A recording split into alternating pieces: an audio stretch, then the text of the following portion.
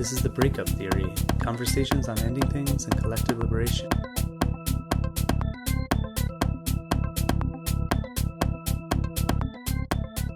You can support and follow us on Patreon at the Breakup Theory.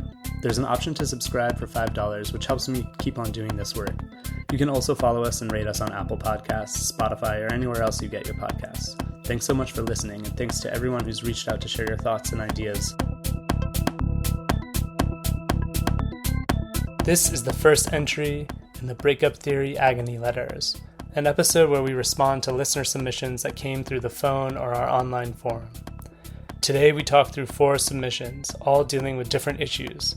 The first is a letter that describes a relationship going long distance and poly at the same time.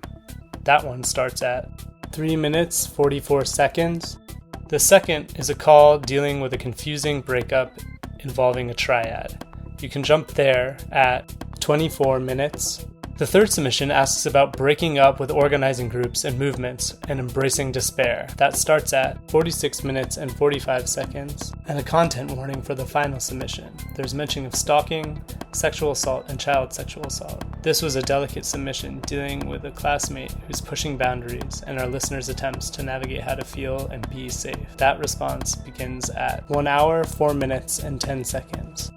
In all of our discussions, we try to approach each situation through different angles to imagine all the different permutations of response and feeling. We always want to validate our listeners' feelings and experience foremost, while trying to offer perspectives that might help you in the process of breaking up. We hope the people who submitted their stories find these reflections helpful, and feel free to update us and continue the conversation.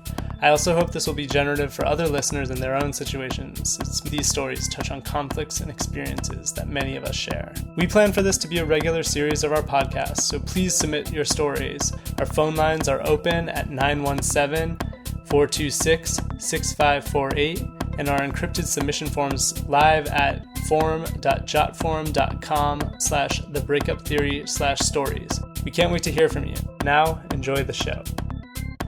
A little bit of an introduction, right? Will you kick us off on that, Shuli?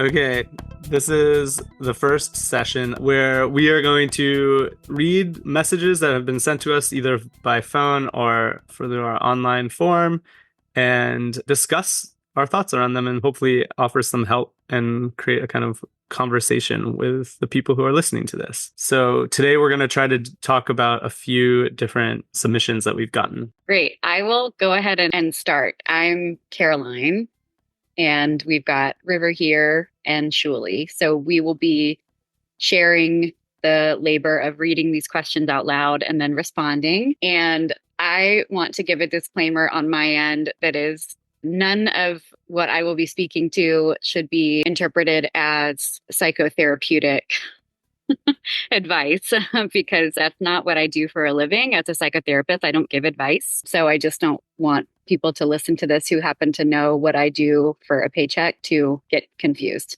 All right. So I'm going to go ahead and start. Hi, folks. Big fan here. Breakup Theory has been so engaging and inspiring. To my question. My partner of 18 months has recently moved away to another country.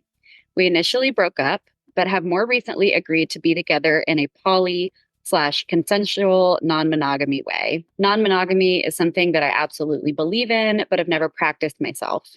It obviously intersects so much with principles of anarchism that guide my life. Putting it into practice is tricky, though. I believe in autonomy to do with our bodies as we wish and spend time with people we want, but it still feels funny to me. I find myself getting jealous of mysterious other lovers, feeling insecure and a little obsessive. Any advice or thoughts more broadly on poly relationships, perhaps as metaphor for the world we would like to live in, would be much appreciated. Lots of love. I mean, this is a good question and definitely gets to, I think, something that a lot of people probably have some version of an experience and like inner and outer conflict around. So I'm glad that someone submitted this question. One of the things I've been chewing on as I was thinking about this listener's quandary is the amount of pressure that is placed on non-monogamous relationships to do it perfectly. Mm-hmm. And wondering what kind of world we would live in if that kind of pressure wasn't so profoundly common in the psychic experience of people who I believe, just genuinely want to try something new and different, and that feels more aligned with their politics and their values. So I very, very, very rarely have conversations with people who feel high stress pertaining to their monogamous relationships and performing them, even though I guess you could argue on some level that is a standard way of performance in our culture is monogamy, and how that fits into sexual control and gender performativity. But I do have conversations so regularly with folks about, and when I say conversations with folks, I'm speaking more to kind of social, friendships and people that I have, more kind of community relationships with, about the level of stress that they've internalized around doing it right, around doing non-monogamy right.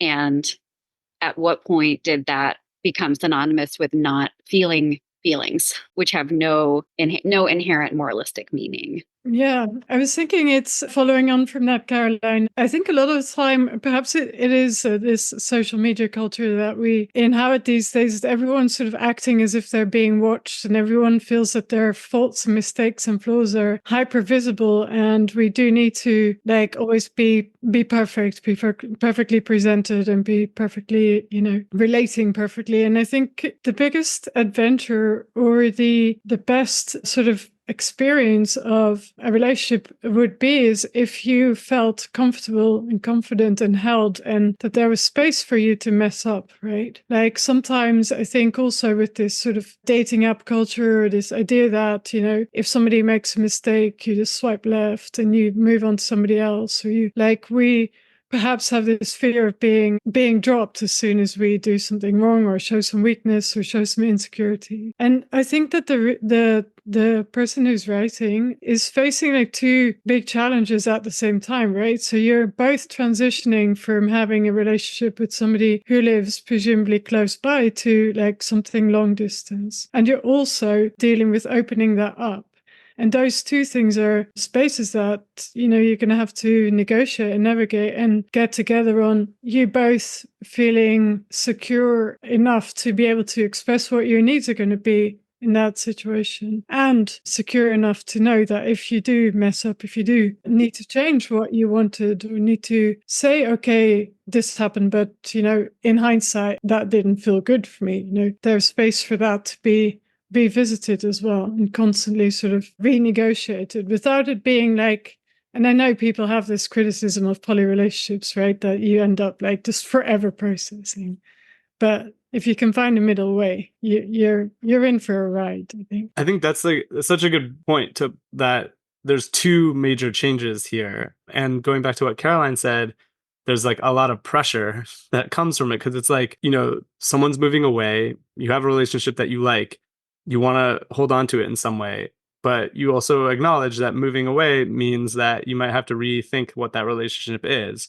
But the pressure, there's an initial pressure of trying to save something that you could also just be oh, well, it ended because someone moved away and that just didn't work for our lives. So you want to save something that's good, and then transition to another way of relating, which is through this poly way. And then that's where I think that kind of performance anxiety comes in, where you got to do it right. Because I think, as the person who asked the question puts it, it's also something that gets invested with this kind of political, and like you said, Caroline, a kind of moral thing. Like doing it right isn't simply treating people well and following your pleasure and understanding what other people's needs is. It's doing something for a better world, and that's a lot of pressure. That's a lot of fucking pressure, yeah. And so if I was gonna give advice, I would say something go into it with curiosity, watching your feelings, trust yourself, right, about what your feelings are telling you, even if it's River said in retrospect, oh, that wasn't something I actually liked, because you don't always know beforehand. Sometimes you think you're up for something, and then you experience it, and then you don't like it, right? And take out that kind of moral aspect, so you can listen to those feelings and give space for them, because there isn't a right way, right, to do anything in this world. I find that's the thing I struggle with a lot.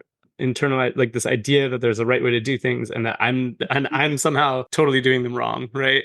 Right. And it's a real thing in relationships that connects with, I think, a thing a lot of people share is the fear of abandonment, right? Because like if you do something wrong, that's grounds for someone to ditch you, right? Right. And that's so scary to face. And so like in this particular situation, there's already this feeling of leaving that you have to contend with, right? This person's leaving. It probably has nothing to do with you, right? It's like probably a job or something, which is what everyone ends up moving away from everyone all the time because of work. But like you can also confuse those things that someone's leaving as a kind of sense of a judgment on if you're worthwhile staying with, right? So yeah, it's there's a lot there to piece through. So I think it's like really a question of just being kind to yourself, kind to your partner, and like interrogating your feelings with curiosity. I want to amend something that I said earlier. I was using the phrase monogamy in a blanketed way, and I wish that I had said compulsory monogamy, right? Because there are so many different relationship structures, and even if people say, "Well, I'm practicing in this way," utilizing a language of monogamy, they might that doesn't de-radicalize them. Like they could be having really radical deconstructed relationships in all ways, including within the framework of their monogamous relationship. But I really admire and understand what the person who wrote in is saying, which is this really aligns with me. This aligns with what I believe. I want kind of deconstructed relationships. I want there to be more thought about what gets prioritized. And yet we are also contending with being body minds with lots of feelings.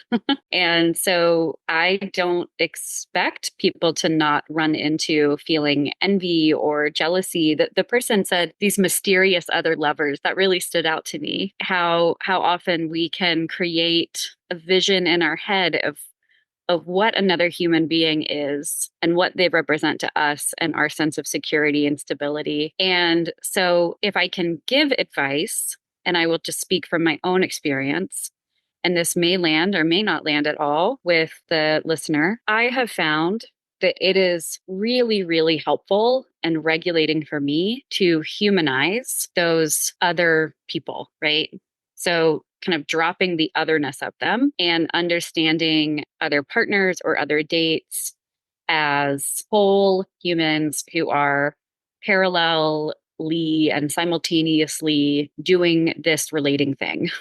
That has been very soothing to me. I can't tell you how many times I've had a real sense of relief when I understand more about another person's. So if I'm dating someone and we are dating non-monogamously, it really helps me when I feel jealousy or that insecurity to understand more about the people that they're engaging with. And it helps me tap into one of my orientations around non-monogamy, which is this deconstructed idea of love being scarce and having to exist within certain pockets. And then I can grow to extend some of my curiosity and care to those other folks who are now in my constellation, whether I know them intimately or not. No, I mean, that's such a common experience, right? The like imagining that the painful imagining that you do of like, a lover's other lover it's a way that I find like when I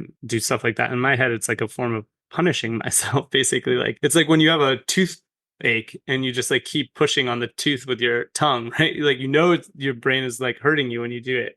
And so as someone who like has sort of obsessional tendencies, I've tried to like be aware of like what I'm doing in that moment. And I think there is an element of like trying to have some sense of control when there is not a possibility of like knowing everything, right? Because like the thing that's scary about that, the mysteriousness, is that you're not there, right? It's like imagining a situation that you're excluded from in some way.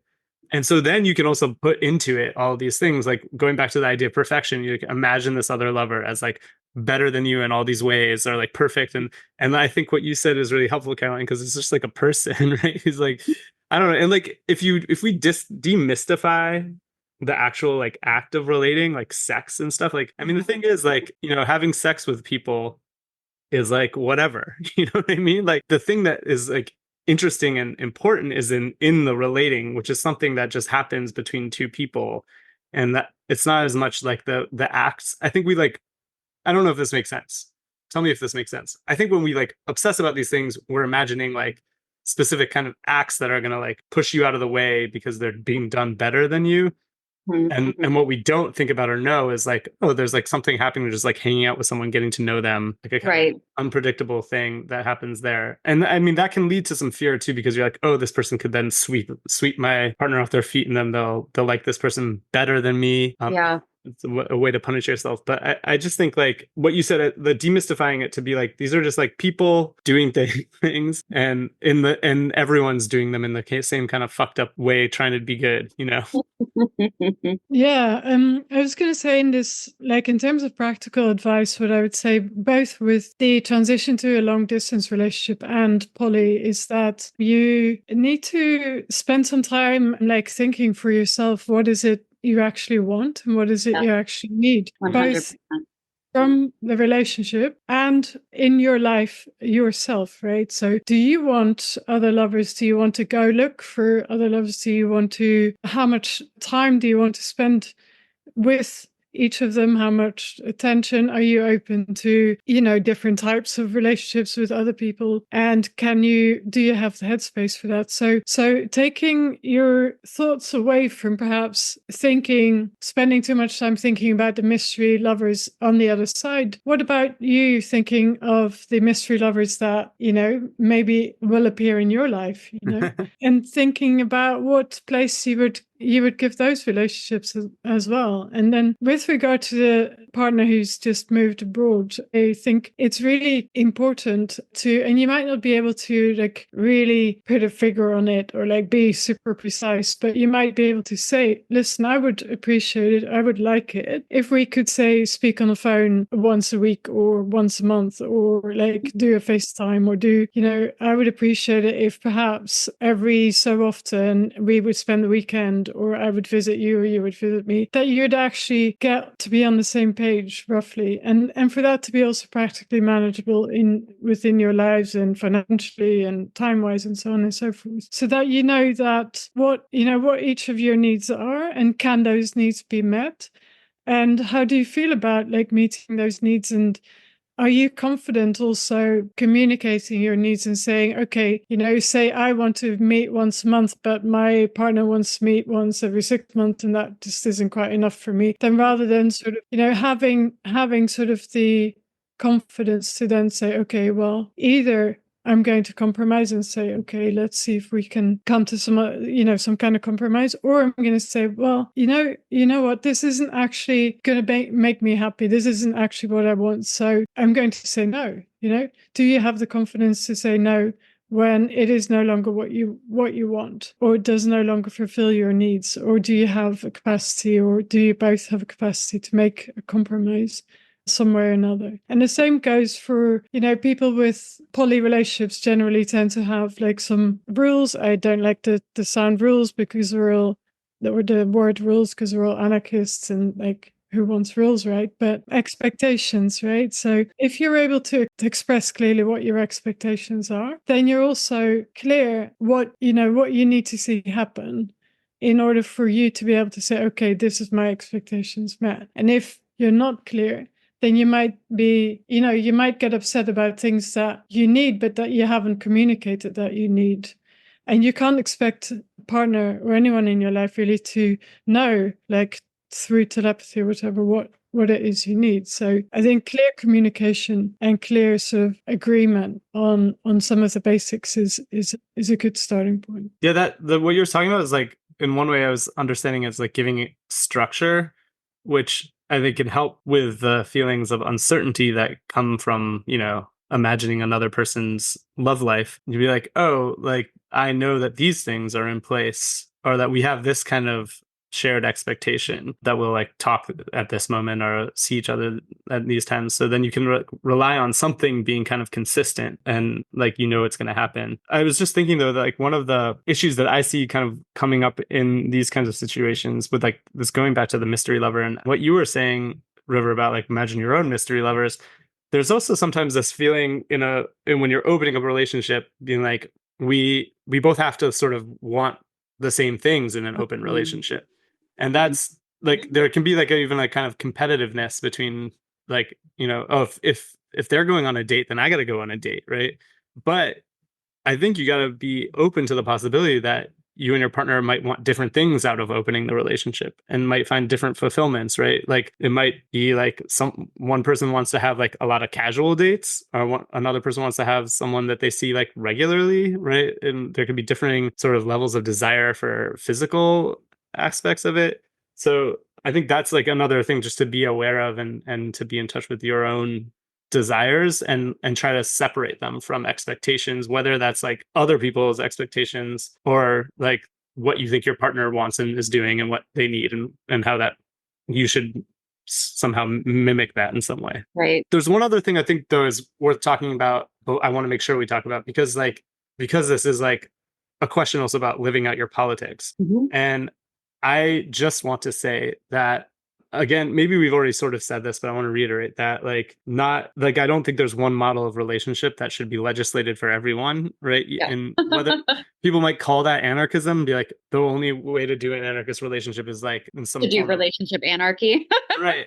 Right. Yeah. I mean, there are people who think that, right? And I think that's I think that's bullshit, because not one thing works for everyone, right? Yeah. And like that's what I always keep coming down to, is like anarchism has to deal with conflicting desires of multiple people, and it's cool if that's not what you want, right? If it turns out that a long distance poly relationship doesn't work for you, this is actually a great opportunity to break up, right? To go back to the breakup theory, like moving away, opening the relationship. Sometimes that's a way to save the relationship. Sometimes that's a transition out of it. And this is like actually can create the situation for you to know that more clearly, because if you like continue a relationship that's close, just out of like comfort and habit, you may stay in something that isn't working for you. So this is like gonna maybe help you confront more clearly what's working for you and what's not working for you, and then be able to make decisions that way. The distance there helps. So I just want to like take out that kind of like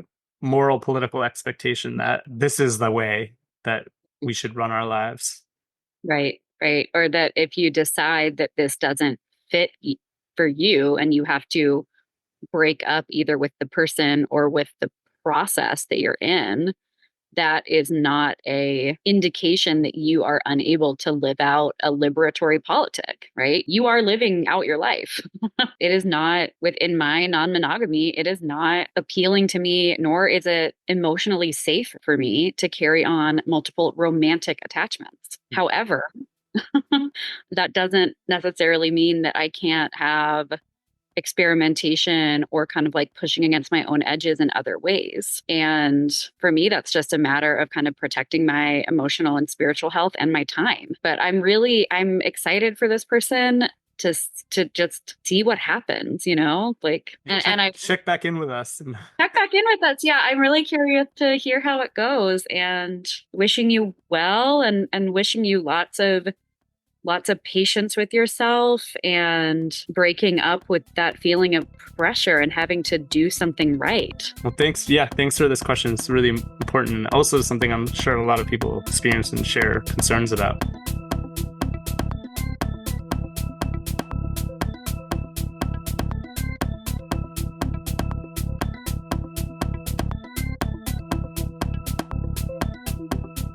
Turning to the next question, I will read this message. This one came in through phone. Hi, Shirley. I'm calling in because I had a breakup that is haunting me, and I want some advice on how to get over it. I think the scenario of the relationship and subsequent breakup are really important to understand in order to help advise me on how to get over it. I was in a triad last year, my first polyamorous relationship, with a man and a woman, a cis man and a cis woman. They're married to each other and then invited me to join as a third person in their relationship, so a closed triad. And it kind of fell apart in stages. At first, it was great, and then I started to realize that as a non-binary person, I was struggling with my sexuality as it relates to my gender expression. And so I really was feeling strange being with a cis man, and I couldn't really put my finger on it. But I knew it wasn't sustainable for me. So I ended up deciding to break things off with the cis man in the relationship. Now, I offered at the time to continue the relationship with the cis woman, and at that point, she then terminated any chance of that. She said, as a matter of fact, I don't want two different relationships. I don't want to be a hinge. And I guess I felt kind of bewildered by that, because I thought that there were two separate relationships, me and the cis man and me and the cis woman. And then, of course, three of us as a relationship entity of its own. And so it kind of felt like I was breaking up with someone and being broke up with at the same time. the emotional grief of that moment was really difficult to handle and continues to sit with me. So I have some bitterness about the fact that this woman ended up terminating things, even though she liked me and had compatibility with me, and we had great sex. It was an awesome time. So I guess I just wanted to know what you all thought about the situation and how I could resolve some of my feelings of bitterness over it. Thank you so much. That sounds so cool. That's painful. Yeah, that's tricky. It's like this whirligig. It's like you're on all sides of the problem in every way. So I understand that being confusing and hard. Yeah, and they did say I felt like I was in two breakups. I was breaking up with someone and then I was being broken up with. And it may have been a word choice in the sense that it's just kind of a colloquial way that we speak to one another. But I was struck by them saying, I felt like it was this because my thought was, it was this. Right. That is what literally. You initiated a breakup. This person initiated a breakup for a reason that I hope that we can, discuss and get into and share our thoughts on, which I hope it goes without saying, but to me felt completely valid. A very valid reason to not want to date someone anymore, saying something feels strange and sticky here and I don't want to explore it with this person. And then they were broken up with. I feel for this person, and their use of the word haunted really indicates to me, and bitterness, right? Just feeling, I don't know. For me, I often feel bitter when I feel like I'm left without information. Yeah. It's a feeling that comes to me in a way to almost, I don't know, I like the visual that's coming to mind to me is like a dam getting flooded. I just feel so flooded with bitterness and resentment when I don't understand why something went the way it went. Yeah. And, like just to stick with the feeling and the kind of difficulty of the feeling, it's like there's two intense things going on, right? Like this person was able to realize that something felt wrong in their relationship with the cis man that was producing a bad feeling in terms of gender and sexuality, which totally makes sense and is like an important thing to realize, because then you can stop doing something that feels bad. But that realization is a process, right? And you have to navigate feelings of like, what is wrong? Like for me, when something like this happens, I'm like, something feels off. I can't put my finger on it. This should be okay. Why am I not feeling okay? Like you have to like go through a process of understanding what it is and figure out what's instigating the off feeling, being able to name it and then deal with the situation. So there's that. And then immediately after, there's another kind of like change of situation where this person was like, oh, but the relationship with the cis woman is going really well. And all of a sudden that like rug is pulled out from under them. Yeah. Right. Which is like, so there's like two things where like perception is shifted. And so holding those at the same time, like just one of those situations is enough to give you emotional stuff to chew on or deal with. But having them both at the same time makes sense that it would like sit with you in a way that. Right. I'm noticing as we're talking about this person's experience that my feelings are not totally conflictual, but I am picking up on, I want to have a lot of kind of like gentleness and slowness and encouragement toward a lot of patience, and which I would have anyway. And the next thing I'm going to say is not to negate that, and maybe this is kind of reckless language, but there is, when I was listening, or when I was listening to you, certain points were sticking out to me. And I was kind of thinking like, this didn't work for the cis woman, and we don't have the information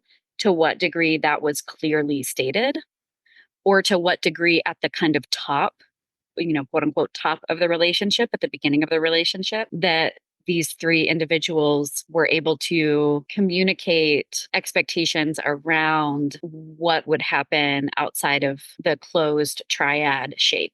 Yeah. So I'm really struck by the cis woman saying, I don't want to be a hinge, and then the writer saying, well, great, you don't want to be a hinge, but I thought that there were three different relationships happening here, and I didn't want one of them. So why does this other one have to go? Yeah.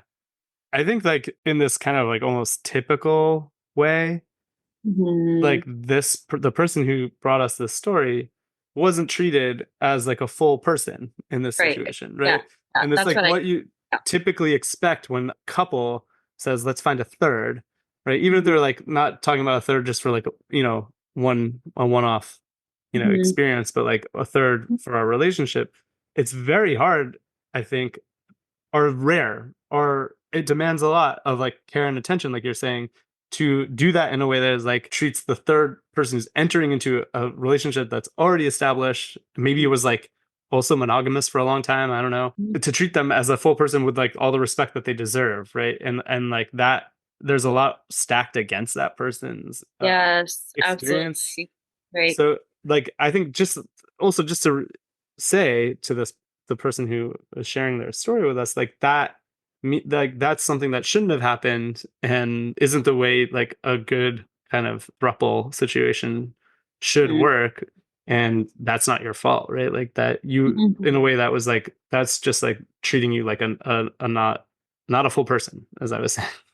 Yeah, I hear what you're saying. I wish we had more information, and it's okay that we don't. We don't need more information, right? But a lot of the curiosity that I'm having and a lot of what I want to explore more, I think would be fleshed out if I had more of a sense of what kind of negotiations were shared among the three of them. What did the relationship between the cis man and cis woman look like before our writer came into the relationship? Even though this was the writer's first triad, I am curious about their orientation to non-monogamy before this relationship. I'm not saying that it's not heartbreaking and it would evoke in me a profound sense of bitterness. I would be really devastated. I don't know. I mean, I think it really is super common because there is such a power differential for people who enter singularly into an already established relationship to be objectified, even if it's not conscious or intentional. Right. No, it's like instrumentalized, right? Because like Right, exactly. Yeah. often this the situation comes about because the couple is trying to like save their relationship in some way, right? And so they're like, Maybe. I mean, I don't want to say that. I mean, yes, we sure. don't I know.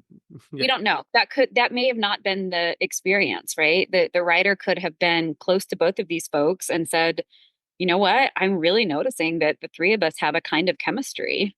Yeah. And I'm wondering what it would be like to explore this together. I have experienced moments in my life where I have felt a profound sense of bitterness and anger at feeling objectified and left out of certain negotiations between the people that I am dating or sleeping with or playing with. Hmm. And that is where the power differential really strikes me, is that within an already established relationship, I would be curious to know what was getting communicated to our writer. This came up even recently within some of my dynamics, and I won't speak to them like explicitly or in a way that compromises anybody's identity. But I was thinking about how critical and important it is that power dynamics or ways of relating to one another can be shared with everyone who's involved. And it sounds like that didn't happen here. And I personally don't want to chalk that up to the cis man and cis woman being wrong or bad or like handling this situation like without care. Like there could have been a lot of care, right? Right. But at the end of the day, this person is writing in and saying, why was I left? Like, why was I abandoned when there was so much good between me and the cis woman? Yeah. And that indicates to me that there may have been information that was not given to them Right. at the onset. And so to further complicate things, we don't always have the information at the beginning of things. We often learn by doing in relationships, especially. Right. Like it's not like necessarily so that the couple withheld information that they knew Right. from our writer, but right, they might not have been like, oh, well, if it comes to this situation, then this is not okay and this is okay, and but didn't tell them. But Right. maybe just in that moment realized, oh, this isn't what we actually want. But it's still that power differential where like this person's on the outside and getting kind of cut out. So it doesn't mean that those feelings are or that reaction is wrong. No, absolutely not. Yeah. I Yeah. think my pessimism and misandry Yeah. Uh-huh. are make me keep thinking like the couple does something wrong, and I'm also like, yeah, of course the cis man made things weird, right? Yeah. Like Yeah. Yeah. it's a very common experience I've heard of people 100%. who Yes. Yeah. join in with a cis couple, cis Mhm. hetero or whatever, like different sex couple to have the attention of the cis man weird them out. Yeah. Yes. Yeah. Yeah. In my own life, I navigate any sort of the sexual or play encounters with cis men fairly specifically and quite rigidly and structured for this reason. And I'm not saying for this reason as in the writer should know better. I'm not saying that at all, but I'm just speaking for me. I've had many, many years of trial and error that has left me feeling bitter and devastated and undervalued or unprotected. And I have learned that I personally need a ton of structure when it comes to any of my intimate encounters with cis men. So, but I'm glad you said that, Julie, because it did strike me kind of on a process rather than content level that I've been talking more about the cis woman than the cis man. And the cis man is exactly the person that the writer identified as the person that they were like, I like, no, thank you. I'm good. And so it's almost this enactment of that person kind of like exiting stage right, in our conversation. And I want to just bring that up and own that and say that I think that's an enactment of the kind of like relational violence that is like often proliferated by cis men. Yeah. And like it's funny because like even his absence has this effect, right? Because like the one cis woman is saying, well, basically like we're a package deal, Um, Right. so he's even like the person wasn't able to actually get out of the relationship with him and Right. keep anything intact. Right. And that's really upsetting. And that I would feel similar bitterness. There's something there about autonomy and agency, right? Like this person's being told what they can and cannot opt into or out of. But, like, so on the other hand, there is something like, even though the circumstances are like unique, there is something that's like kind of fundamental in the experience of breakup here, which is that like when you're broken up with, it can feel like a total surprise or a shock. It could contradict your experience in some way, right? Because like the person's like, we were having a great time, like we had really good chemistry, it was really fun, and to be suddenly broken up with seems to negate the feelings that you've had and say like make you question your reality. Like that can happen in any kind of breakup situation, right? Like when it's not, when it's not a relationship like imploding or whatever, but like, something just gets cut off for a reason, it can really fuck you up. Yeah, it could really fuck you up. That's right. And there's no explanation for it, right? This is like one of the things that is really hard to deal with in a relationship. It's like the other person or one of the, one of the people can just be like, nah, and they don't have to give any reason for it. Right. Yeah, we may not have time today to get into it, but I would love us to bookmark at some point in the future to talk about how breakup theory interacts and engages with the idea of closure and the idealization of closure. Yeah. So one thought I just had about this experience that this person had is like, we don't go back to who we were before trauma. Right. Like we don't go back to who we were before the breakup. Yeah. On a note that's a little more, I don't think it's totally superfluous or superficial, but I hope that this person is getting opportunities to have their bitterness and their hauntedness held by other loved ones. Yeah. Right. I mean, yeah, we'll bring up the idea of closure as interesting. I have mixed feelings on it because like there's some, like you said, the idealization, there's something, the expectation, right? That like you need to process the breakup with the people involved. But I also feel like, and there's the hope that that can like be healing in some way. But I also really strongly believe that no one owes anyone any kind of specific closure. And also like I think you're sort of suggesting that sometimes there's a myth to the idea of closure, right? Like that it's not right. And people can use the idea of closure as a power move, right? Like, oh, 100. That's such a great point, right? Like, you mean it can be an abuse of power? Yeah, like let's have a closure session, and then it ends up being like telling you all the things that are wrong with you or something, right? And that's why I think often it's like not helpful to like demand or expect that, because if there's like a conflict that can't be resolved, like, going to a space where you try to name the problem and assign blame sucks for everyone. And it's also just not accurate description of why relationships fall apart most of the time, except for like, when in abusive relationships, we can be like, there's an abuser. Like in relationships with conflict, assigning blame doesn't really help in it, and it doesn't describe things accurately. So I mean, and I feel like in this situation, this person couldn't expect these people to be able to provide anything Barring information that we don't have, I don't seem from this story to it doesn't seem to me that they would be able to provide this person with what they might need in terms of like understanding or comfort. Right. Or saying we really fucked up.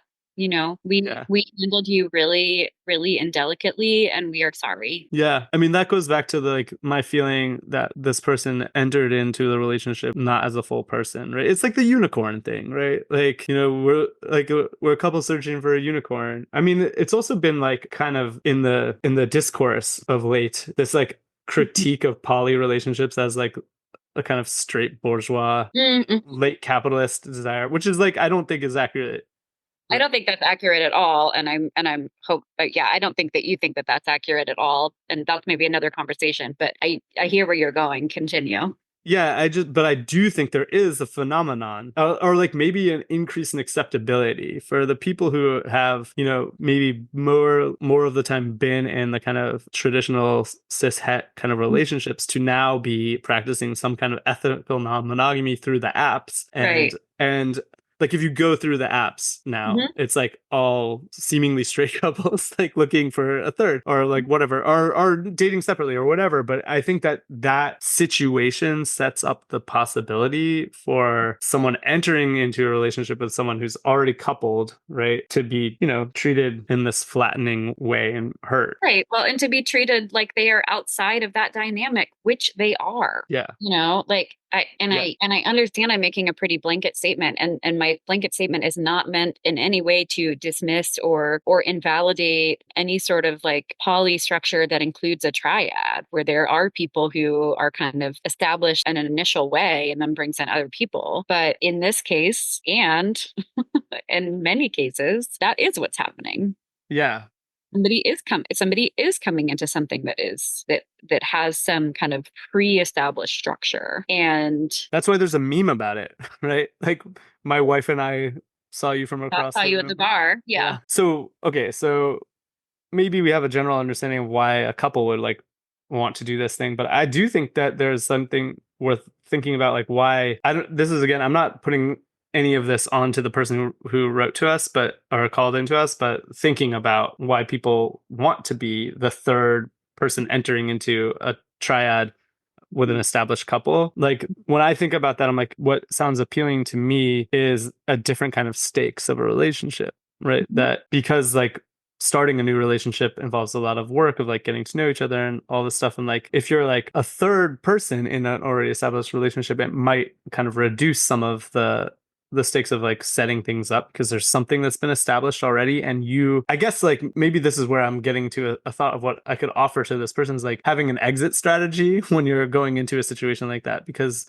when you're entering into this, there is a likelihood that it will be mishandled, that feelings will get hurt because there's like this power imbalance with an established couple that has like a history that maybe outweighs the new person, right? Like the seniority thing. So like going into that being like maybe with clear expectations and an idea of how to get out of it with less harm being done to you, because you might not be able to expect these people to deal with you in a careful manner.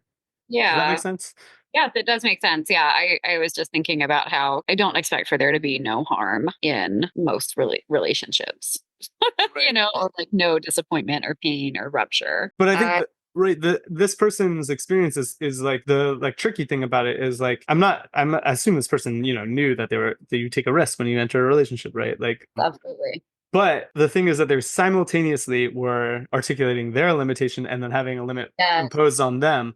Yep. And that's just like a really confusing situation because like on the one hand, you are taking control of the situation. On the other hand, you have no control of it. And so like, I think if you're the one preparing to end something, you feel often a little bit of like solidness in yourself. Like the act of ending something creates a sort of certainty, right? That maybe doesn't exist before that, but then to be plummeted immediately into this confusing feeling disoriented, right? Like what happened? I thought that we had this. Yeah. So that's real. Yeah. That's a real pain and it's a confusing situation. So like that makes sense to me that it's sitting with you it's still sitting with you. It might sit person for a while. Yeah. I mean, in the end, like this is maybe trite, but like you got the information you needed, right? That this wasn't the right thing for you. But, obviously that comes with pain. Right. And there may or may not be any amount of information shared by either the cis woman or the cis man that will be complementary to what you already have learned. I don't know that they necessarily have wisdom that they could share, but I feel like this person hopefully will be able to move forward with more, with like some knowledge of like what their needs and wants are. Like dating a cis man or this cis man showed me that there's certain parts that like do not feel validating or put me into a bad, dysphoric or whatever place. And also, like, if I'm going to engage in this kind of a relationship, I need to like have some things be clear at the outset that maybe weren't able to be named beforehand because it was new. Right. I would love to, keep up with this person if they want to let us know how they're feeling. And do you have any other thoughts? Take care of yourself. You're not wrong to feel this way, right? I mean, there's no wrong feeling anyway, because feelings are just there. Well, yeah, and hopefully this is helpful to kind of parse some of these things out, because it is a tricky situation. It's confusing, and the feelings are real. Yeah. And if they want to watch From Couple to Throuple and feel validated in any way, or perhaps they just need a brain break and see triads handled extremely unethically and objectively terribly, I would recommend watching that if you need some reality TV to. Yeah. I'm so sorry. Yeah, I'm sorry that happened. Me too.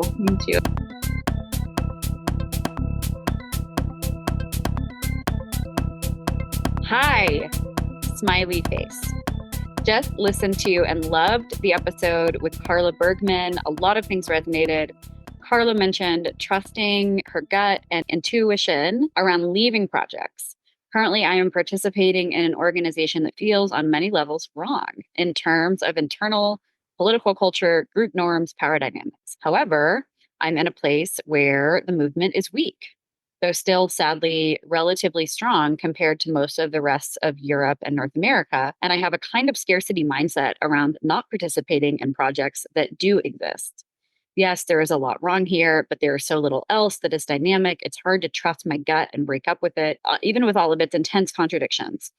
Also thinking about this in the context of demonstrations, you mentioned this sense of futility and frustration around demonstrations and massive politics, which also resonates deeply, but also it feels difficult to break up with this form. I've been more interested in politics of negation, nihilism, pessimism, refusal, etc., taking despair seriously and moving from there, and wanted to ask if you had recommended reading, watching, listening on these topics. Thanks and take care. Yeah, this is real. I resonate with this just because I've recently been having my own struggles of group organizing with bad interpersonal stuff, and also differing kind of ideas of politics and authority and strategy and tactics, and then also feeling like if I don't do this, then I'm not doing anything, and that's not okay either. Yeah. The thing that stuck out to me was taking despair seriously. And in my world, not broadly, but narrowly in mental health counseling and in kind of pop psych conversations, there is this emphasis on despair being an incidental emotion, one that needs to be worked through, right? Mm-hmm. Like if you work through despair, you'll find hope again. And the notion of taking despair seriously is an exciting one to me because it indicates or it appreciates the possibility that to take despair seriously would mean that it's not incidental or it's not something that has to be relegated or repressed, right? Like it can be a part of the affective movement strategy. And I think that there is a lot, you can speak to this way more than I can, Shuli, but I've noticed over the past several years, maybe the past 6 or so years, an increase in the importance or significance of talking about grief within movements and radical politics, while at the same time, the importance and significance of talking about joy within radical politics and pleasure, right? I'd say maybe pleasure more than grief. So hearing somebody say, I want to take despair seriously is really exciting to me because it feels new, and any sort of infusion of something that feels new or different than what I'm used to hearing to me feels like liveliness. It feels enlivening, which is an interesting contrast to this I think this notion of like nihilism or pessimism or despair being deadening. Yeah. Are you Right. following what I'm saying? I mean, because that's like one thing I want to say very quickly about nihilism, as I understand it, and where my interest in nihilism as a way of thinking lies, is that it is something that compels action, not Yeah. something that it's not like cynicism or pessimism. I think that's like a common, or like the word is used that way to mean that, just like anarchism is used to mean chaos or whatever. Right. And I don't have a philosophical background, so if I hear the word nihilism, I'm hearing it from the more popular culture definition of it. Right. So continue. Yeah. But no, in terms of the despair, like there's a few things that like we need to say. Like the despair is an accurate or like a totally understandable feeling to be having right now, and not even just because of this, just witnessing a genocide, Israel's genocide in Gaza on our phones, but also just over the last number of years, right? Like all the stuff that is being done to make us feel like crazy, like that the feelings that we have aren't real and that the world should continue as normal while terrible things are going on, like massive death, right? Like COVID, massive death, genocide all over the world. Vicky Osterwile has been writing and talking about this recently, that like there's so much ungrieved death that's happened over the last few years, and it's really hard to stake out a place to even encounter that because of the forces of normalcy trying to push us into living, like we have to work for paychecks or whatever. On the other hand, like there's this other thing that I've been thinking about in terms of, activism or whatever, is like, the despair may lead you to want to act, right? And so like if there's a lively protest movement, that's a way to do something, right? That's concrete and it gets you out. It connects you with people. You can share the feelings in public with people, and it like just makes you feel like you're doing something, even if you can be very clear that it's not going to end the genocide that you're in the streets this day or whatever. There's something else that happens that's important and necessary. And the fact of the repeated appearance of marches and demonstrations in all these places around the world is super important, even if it's like in a different direction. But I also understand that like it's not the solution to your despair, right? And there's even a despair that I was talking about having of like doing that and like feeling like the tools and the vocabulary we have to express our rejection of the world somehow just feed back into it, or it can just be feel completely useless. Like there's so many people telling the people who have power that this needs to end, and they can just continue to ignore us. And so that feels terrible. I just want to name that too. I think like, in terms of, if we think about like nihilism, like, I don't know, the text that people have been talking about a lot coming back up recently is Blessed is the Flame, which is a reading of concentration camp, specifically mostly death camp resistance during the Shoah and during, the Nazis, and using anarcho-nihilist thinking to talk about it. And the person who writes that is sort of making the argument that like the camp experience isn't exceptional, right? Like we can use this to understand the world we live in now, even if we're not literally like locked up in a camp, but like the need to act is there, right? That like to break through this death world is being created around us. But one of the kind of ways of thinking that comes through the sort of anarcho-nihilism is that some of these actions come through spontaneous eruptions, and they talk about it as a form of jouissance, of like extreme, like a kind of a breaking point of pleasure that can lead into death, right? Because these people who resisted, mostly they resisted, maybe took out some Nazis and then were killed, but they couldn't, just go quietly. That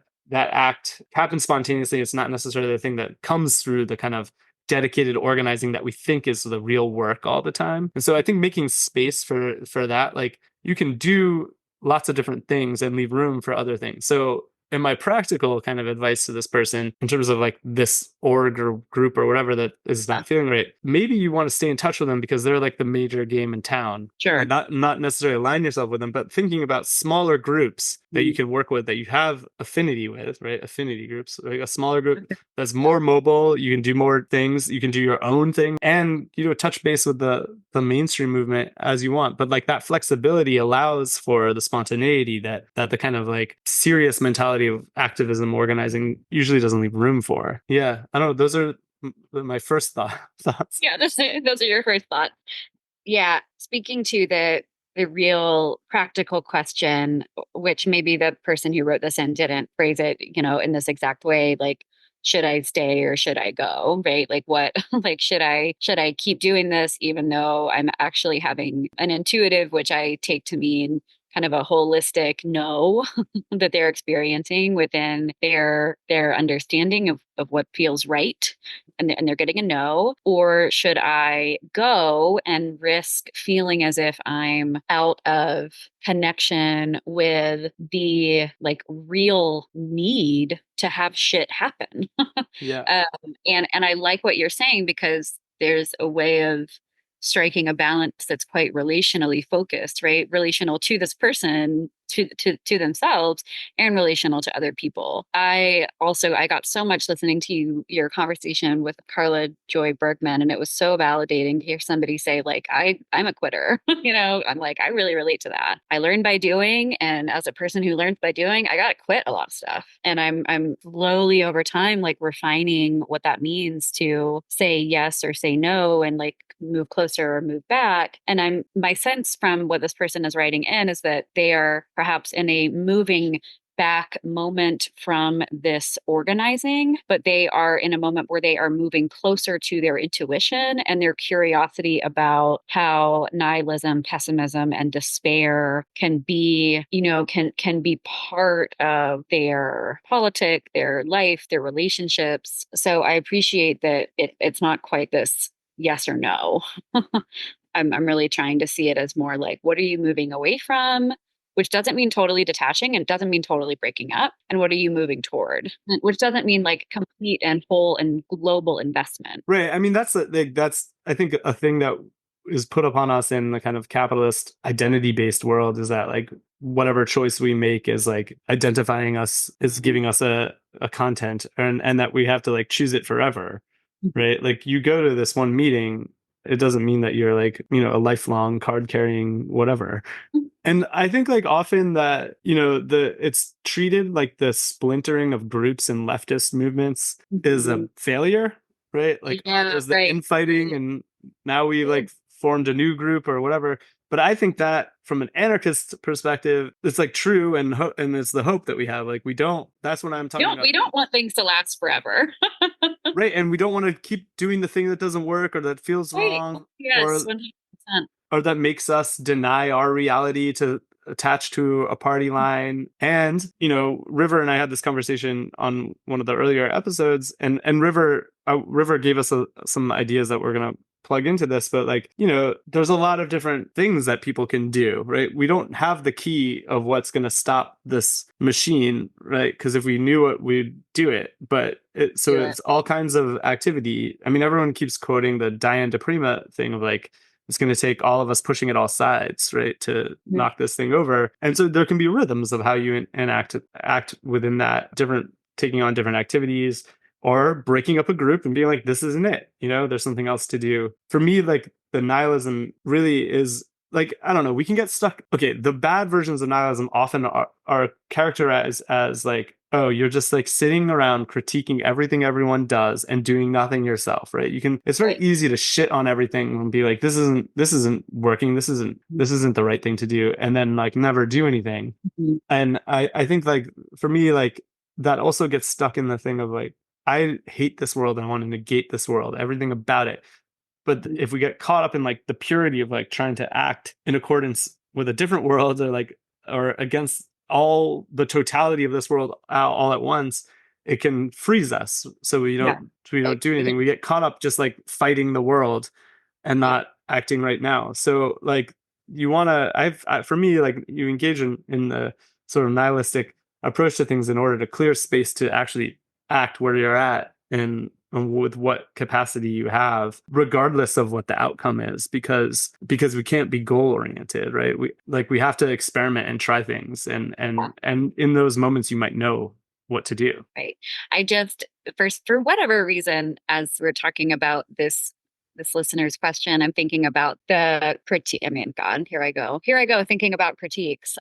Not doing anything, but I'm thinking about the the critique of language of progression, like progressive, like how that can just be a continued mechanism of progressing in all of this shit, like progressing the necropolis, basically. Like we don't want to be progressing that. And so I think if we know that something is wrong for us and we are thoughtful and intentional and looking at all of the ways in which something being wrong for us is not the same thing as having hyper individuality, then I really think that there is like profound shifts that can happen for this person and for every single one of us by allowing ourselves to pull back or break up and not be under the boot of progression, right? And simultaneously there is urgency, right? There are like material fucking needs. Yeah. There is real shit that's happening. So the writer asked for kind of reading or things that they could listen to. And I don't know why this keeps coming up for me. I have a fairly spiritual way of relating to my politic, and something that really does create like support for me and helps me feel revived and helps me kind of be in my despair, like alongside my despair and moving with it and being in a shape with it and not feeling as if it's something that I have to like disavow or something that I have to fix, is meditation and like Buddhist lectures. I really think that some like ways of relating to, detachment, it's helpful for me. So Yeah. I mean, I think that's may not be helpful for everyone. I think that's connected to like creating that space and because I think it's hard to realize this sometimes when we like, if we're like, well, I'm an anti-capitalist, and you expect that everything you do is somehow like outside of that because you have these ethics and ideas, but like often the kind of activist mentality just replicates the capitalist productivity mentality that doesn't allow us to even think about what we're doing, and creating that space that takes you out of it, whatever it is helpful so you can think about what you're doing. And that's why the quitting and breaking up thing, I think, we learn a lot from getting it wrong. It's Right. sometimes very hard to say what would be right. I find this in myself. I'm like, I don't know what I want. Like there's a world of out there, and I have no idea how to say what I want. But then you like do a thing, you're like, that wasn't it, that wasn't it. Yeah. And that helps you like understand a little bit more. So I think like that we can learn through those moments. I really appreciated this question and really grateful for this conversation. Yeah. Well, I guess I'm going to add in some of River's thoughts, and I had one more I had some more recommendations of reading or whatever, but I think that sounds great. Yeah, more recommendations. spirituality is another thing that I think is important to bring into this, because like when we're devoid of anything beyond this world, like this apparent world, it doesn't give us a lot to act for too, I think. Right. And I think that's a real failure of a lot of leftism and anarchism. I agree. Now here are some of River's thoughts. Taking a break from stuff is also okay. Self-care is a revolutionary act, as Audre Lorde says. And we each show up in whatever way we can and whatever way we feel we can contribute. I don't know what they mean by embracing negativity or embracing nihilism, or what does that look like? What does that involve doing or whatever? But also that it reminded me of a video that somebody posted on Instagram yesterday that was like, remember that social life we had back in September? Remember those hobbies we had back before the genocide started? Get back to them, because we're in this for the long haul. You don't want to get burnt out, but activist burnout is real, right? And that you've got to pace yourself, and you've got to also have your moments, your times, and your activities that completely take your mind, or as much as possible take your mind off things. All right, everyone, this is River here. Just continuing with our agony podcast section. So we've got a letter here that I've spent a lot of time thinking about, and I have a lot of feelings about. So I'm going to read it out first, and then I'm going to share some thoughts and hopefully some helpful suggestions. So here we go. Hi, Breakup Theory Pod. I'm in an MFA poetry program, and I have a conflict with a classmate. Recently, this classmate submitted a 4-page poem to our poetry workshop about stalking from the point of view of the stalker. I've been stalked before, and I found this content triggering, and the motivation to write from this perspective concerning. I decided to not attend class that day. This poem would be workshopped to protect myself. However, I'm also feeling like I need more space from this classmate after their poem submission, but don't know how to ask for it. I have 3 classes with this classmate. They've been attending an organizing group that I lead, and we live in a small college town, so I run into them as well. I know that the mature thing to do would be just to tell my classmates how their poem impacted me and then ask for space, but my gut is telling me that this is not a safe move for myself. For context, a few weeks ago, before this stalker poem, this same classmate pulled me aside at the bar where our cohort meets weekly for drinks and asked me, "Are you mad at me?" In that conversation, it was clear to me that my classmate thinks we're friends, while I consider us classmates. We've never hung out one-on-one, only in groups. I also suspect my classmate has a crush on me, and also that they may have been waiting outside of a building our class is in last week to talk to me.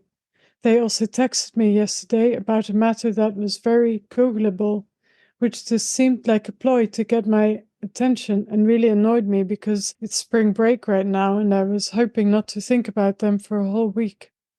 Some other context is that my classmate is non-binary and autistic, and I am a cis woman and also autistic. We are both white. They are also 6 years younger than me. I really just want them to leave me alone, but I think they will be hurt if I ask for space. My gut fears that they may react in larger and scarier ways. I know that this may be the trauma of having been stalked before and not actually related to the current situation. However, I also feel like the person I am trying to avoid hasn't earned my trust, especially after the recent poem they wrote. I feel like I don't want to explain my trauma to them. I also feel like I don't owe them that. People in our program also gossip a lot. I fear being labeled mean by my peers. I've talked to a few other people in my program about this, including a few people who've read the poem, and I felt misunderstood by a lot of them. It seems like people can't understand how upsetting the stalking content was for me, because they do not have the experience of being stalked. Thanks for your time and attention. So yeah, I've spent a lot of time thinking about this, and this is, of course, a letter describing a very tricky situation, very complex, very sensitive also, and potentially, and you mentioned this, a situation in which you're not safe. So I want to be really careful in how I respond to you. And I think you're doing really well in reaching out and asking for support on this. And that is exactly the core of my advice as well. How do you support yourself and how can you find support from others? So your letter also reminded me of something when I was, many years ago, a student on an English literature program. So there we were asked to read the book Lolita by Nabokov.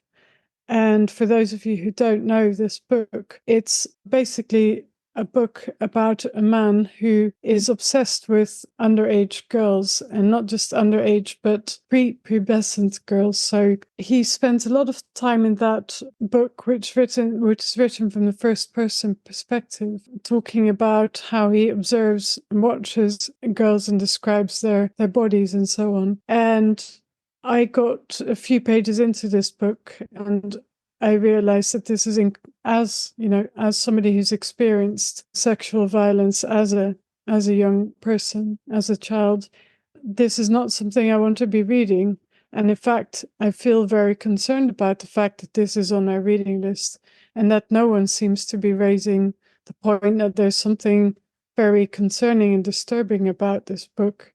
Perhaps this is, of course, I'm talking the previous century, right? I'm talking 1990s. Perhaps this is different now, and perhaps this book isn't taught anymore, or perhaps it's taught with a massive trigger warning and also an explanation as to why, what concerns we might have about a book like that seeks to unproblematically present and the position of somebody who's, effectively a pedophile.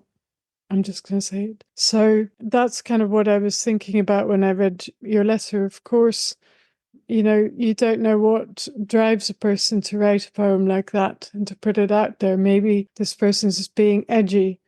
Maybe this is something which is also disturbing, right? It's not funny, it's not edgy, it's not cool to write a poem from the perspective of, you know, somebody committing sexual violence effectively or committing a form of violence. Although, of course, as abolitionists, as an abolitionist, I would say that I want to be able to understand what goes through the minds of people who commit violent acts or who are harassers or stalkers. It's not something that you would want to present without, you know, without a warning or without some contextualization or without like an explicit statement that you're doing this in order to better understand where problematic behavior comes from and to perhaps, you know, avoid it or engage in some kind of a pedagogical purpose or something. I don't know. But yeah, so I can totally understand that it must have been an incredibly disturbing experience to have on your course this thing presented as something unproblematic and that we should just, you know, accept, and that there's no safeguarding around it at all. And it's absolutely legit that you do not want to be around this person and that you do not feel safe around this person. So here's the points I made when I was sort of taking down notes, thinking about your letter. So I was wondering, do you have ways, are you seeing a therapist, for example? Do you have ways of coping with or dealing with or processing and healing from your own experience of stalking? It seems to me that, you know, self-protection ought to be a priority here, right? So looking after yourself, taking care of yourself, and seeking, if necessary, professional or peer support for that process. So if you haven't already, and if it is available to you, seeking out support in processing that experience would seem important. And then I wanted to reassure you that it is absolutely legit to draw your boundaries as to who you want to be friends with and who you don't, and who you want to be texting with and who you don't. I do understand that maybe if somebody texts you with an easily Googleable question, that you'd rather not say, hey, please don't text me, because perhaps you might think that that's going to then have them respond asking, are you upset with me? So rather than honoring your request not to text you, they are actually going to intensify texting you if you do that. Now, it is, I mean, you mentioned that both of you are autistic, and I'm replying to you as somebody who's also on the autism spectrum. So it may well be that the clear request, please don't text me, actually lands well, but it may also be that it doesn't. And I understand that you might not want to take that risk of them intensifying the conversation. One way of dealing with this perhaps is to do this together with a friend, right? To have a friend with you when you make that request or when you say, please don't text me. So as to have your friend with you there and for you to feel safe. If the person texts back, to then say, okay, I said, please don't text me. That's it. That's it, basically. I'm not going to engage in conversation.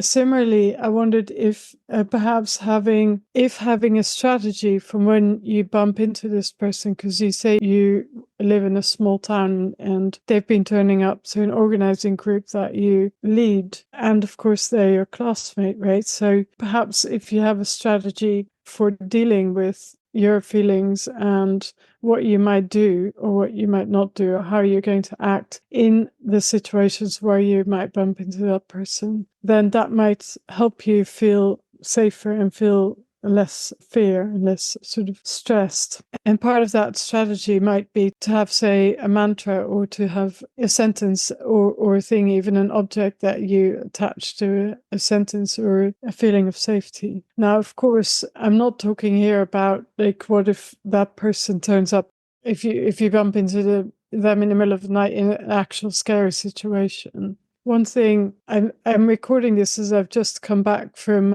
a red gym. I don't know if your town has a red gym, but it might well be worth joining if there is one, to join one. I personally find that actually is incredibly helpful and confidence building to know a few basic moves, right? Self-defense, as well as, whatever evasive moves, etc. You will learn in a red gym, right? So it's going to be a very long response, this, but I'm hoping it's helpful, and I want to be thorough as well. So finding systems of support, finding community, finding a red gym, I think would be extremely helpful if that's not around. You mentioned that you run an organizing group. Now, in an organizing group, right, if there is a person who makes you feel unsafe for whatever reason, that is something that your organizing group might have a strategy around, or might have a system around, an accountability process, or a way of sort of communicating, or a way of sort of deciding whether a person is right to be part of the space or not.